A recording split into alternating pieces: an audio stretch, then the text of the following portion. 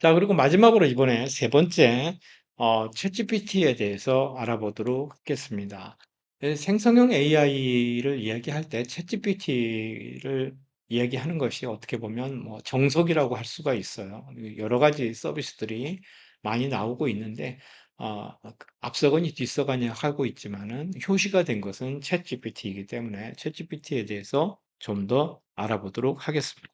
자, 생성형 AI GPT라고 챗GPT 앞에 챗을 빼면 GPT가 되죠. GPT가 되는데 GPT-1이라고 하는 것이 2018년에 발표가 됩니다. 2018년에 자연어 처리 모델로 출발을 했어요. 그래서 NLP라고 얘기를 합니다. Natural Language Processing 이라고 이야기를 하죠. 그리고 이러한 자연어 처리 모델이 비지도 학습 후에 지도 학습으로 파인 튜닝 되는 거예요. 그래서 라벨이 없는 데이터를 사용해서 모델을 먼저 학습하고 적은 양의 라벨 데이터를 이용해서 파인 튜닝을 진행하는 경우에 속하게 됩니다.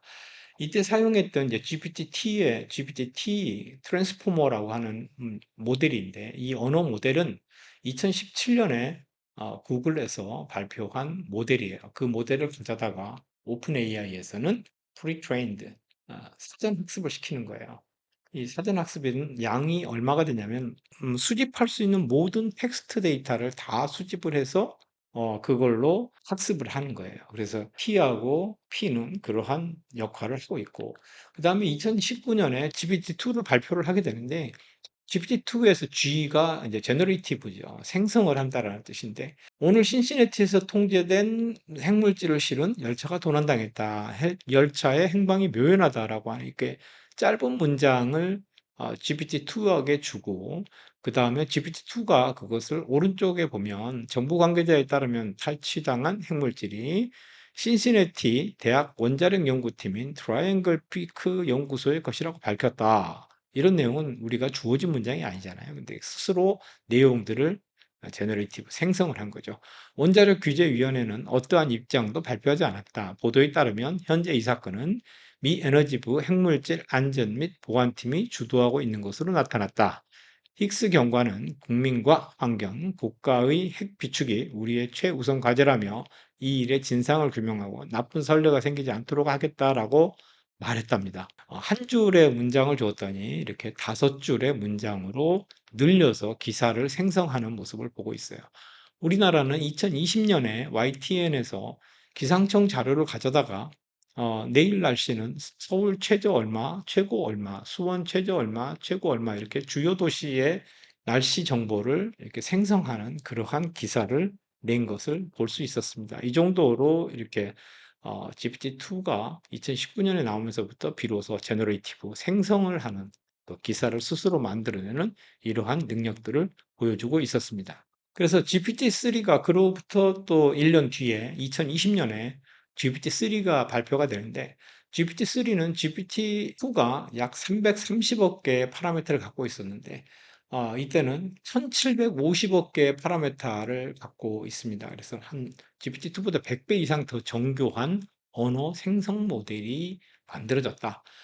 이렇게 나와 있습니다. 그리고 학습 데이터들을 GPT-3가 얼마 정도를 가져다가 있냐면 지금까지 우리가 인류가 생산해낸 거의 모든 텍스트를 다 가져왔다. 이렇게 보고 있어요. 일설에 의하면 위키피디아라고 하는 그 백과사전이 있잖아요. 그 백과사전의 데이터가 GPT-3가 학습한 데이터 양의 0.6%밖에 안 된다라고 얘기를 합니다.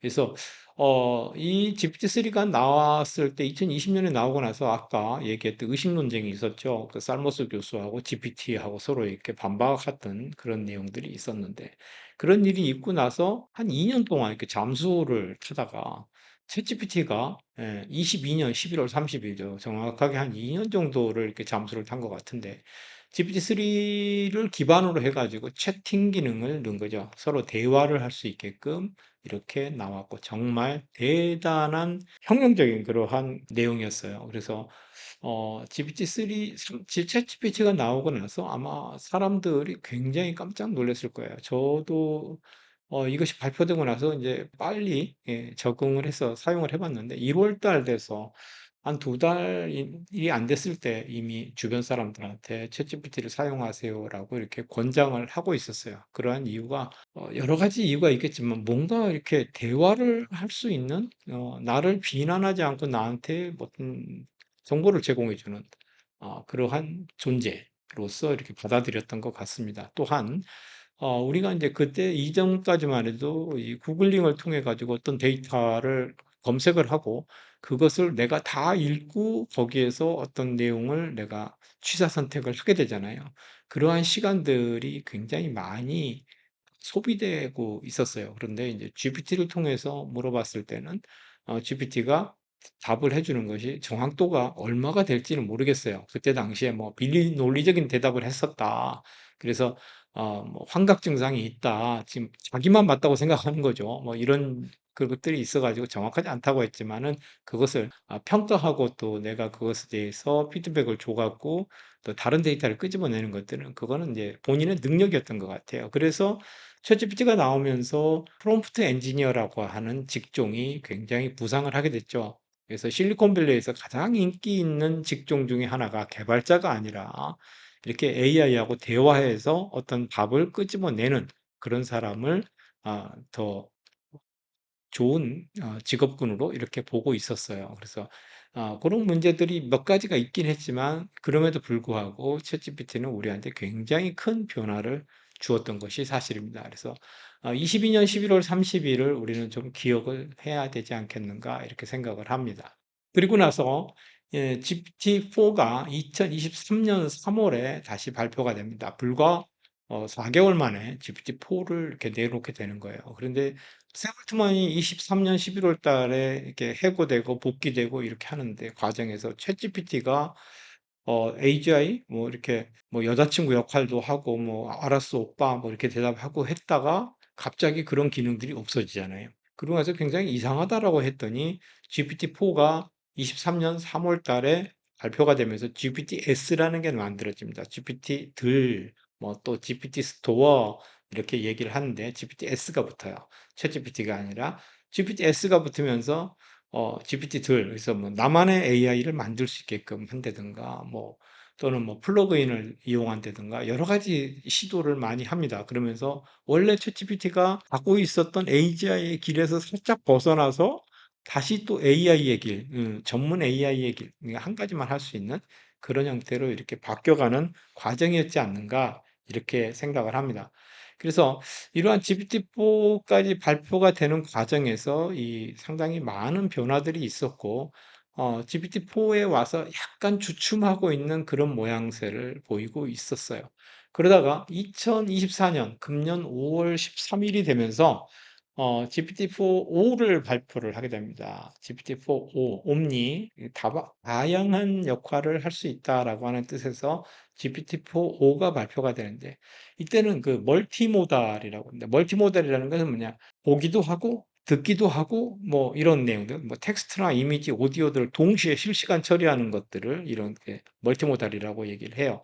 그래서 이것이 발표가 됐는데 그냥 정말 충격이었어요. 충격. 그때 지금도 이제 GPT 오픈 AI의 홈페이지에 가면 이런 관련된 그 동영상들을 볼 수가 있는데요. 어, 한동안은 이제 뭐, 이 카메라로 실시간으로 이렇게 그 휴대폰으로 비춰주면서 이런 얘기를 하죠. 지금 우리 뭐 하는 것 같아? 그랬더니, 친구하고 둘이 있는 것 같은데? 그러더니 AI가 또 그래요. 그러면서, 지금 보니까 뭐, 생일인가 봐. 누구 앞에 뭐 생일 파티 하려고 하는 거지? 그랬더니 이제 그 남자 둘이 있다가, 내 친구 생일인데 생일 파티 노래 좀 불러줄래? 그랬더니, 해피 버스데이 때 해피 버스데이 지금 노래 한참 부르다가 뭐 두고두고두고 이런 소리도 내고 이렇게 해요. 그래서 야 AI가 정말 사람처럼 이렇게 대화를 한다. 이렇게 깜짝 놀랐죠. 그래서 보통 이제 그 GPT 4.0까지도 GPT 4까지도 어떤 한 질문을 하게 되면 뭐 3초에서 5초 정도의 그 딜레이가 생겼어요. 답변을 하는 데까지. 근데 GPT-4는 0.2에서 0.3, 뭐 220ms에서 뭐 330ms라고 얘기를 하는데요. 거의 사람하고 똑같은 속도로 반응을 했어요. 그런 점들이 굉장히 뛰어났고, 또한 GPT가 말을 하고 있는데 잠깐 그러면은 이렇게 말을 끊고 내가 들어갈 수도 있었고, 그런 것들이 굉장히 그 충격적으로 다가왔었죠. 그렇게 그런 그 데모 비디오들이 많이 있었는데 지금은 스칼렛 요한슨의 목소리를 흉내냈다? 뭐 이렇게 뭐 저작권 문제도 있고 해서 그런지 그러한 초기 동영상들은 사라져 버렸어요. 반면에 이제 최근에 이런 것들도 나와 있더라고요. 프롬프트를 이렇게 입력을 해요. 그래서 로봇이 타이핑을 하고 있는데 타이핑 내용을 좀 더 이렇게 큰 글씨로 이렇게 나타내 줘라. 그래서 1인칭 시점으로 이거를 볼 수 있는 그런 그림을 그려줘. 이렇게 하면 실제로 오른쪽에 아웃풋을 로봇이 타이핑을 하고 있는 1인칭 시점으로 뭐 you so like 뭐 I can see 어떻게 이렇게 이러한 내용들을 이렇게 타이핑하고 있는 것을 실제로 그림으로 그려주고 있는 정도의 능력까지 이렇게 보여주고 있다. 이렇게 보시면 될 것 같아요. 그래서 GPT-4.5가 나오고 나서 지금은 또 5.1이라고 하는 그 모델도 나왔어요. 5.1 모델도 나와 있고. 그런데 그 이전까지 챗GPT든 뭐 GPT-4든 간에 1 더하기 1은 얼마야? 그러면은 얘는 2라고 대답을 하잖아요. 근데 그것은 얘가 수리 능력이 있어서 2라고 대답을 한 게 아니에요. 랭귀지 모델이기 때문에 랭귀지 모델, 트랜스포머 모델은 확률 모델이에요. 언어 확률 모델. 즉, 1 더하기 1은 2라고 그동안에 많은 사람들이 써놓은 데이터들을 기반으로 해서 1 더하기 1이면, 그 다음에 나오는 말이 확률이 가장 높은 게 2예요. 그래서 2라고 대답한 것 뿐이죠. 지금 오한 모델 같은 경우는 실제로 산술 능력, 수리 능력도 갖고 있고 논리적 사고 능력도 갖고 있다고 해요.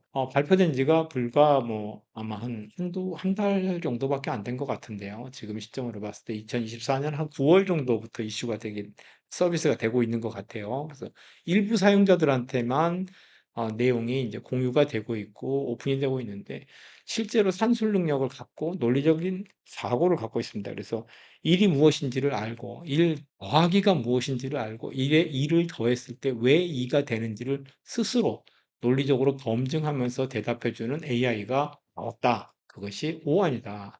최근에 가장 핫한 그런 모델이라고 볼 수 있어요.